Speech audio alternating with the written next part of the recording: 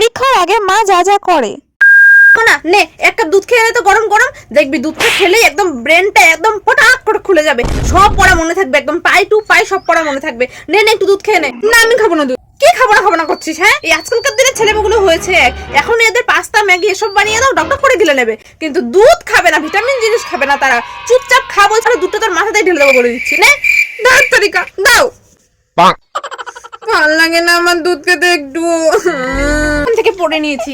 এবার একটু টিভি দেখবো, ভালো করে টিভি দেখে মাইন্ডটা একটু ফ্রেশ করবো। দেখ একটু ভালো বই টই কিছু আছে নাকি দেখি।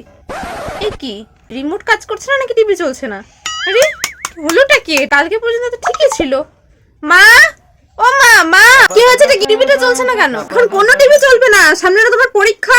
টিভির দিকে ধ্যান, তোর টিভির দিকে ধ্যান, টিভির থেকে ধ্যানটা সরিয়ে একটু পড়ার মধ্যে লাগা ধ্যানটা। এটা কি? আমি এই মাসে টিভি রিচার্জ করাইনি। এটা আমার পরীক্ষার টাইম নাকি আমার টর্চারের টাইম, কোনটা বুঝতে পারছি না।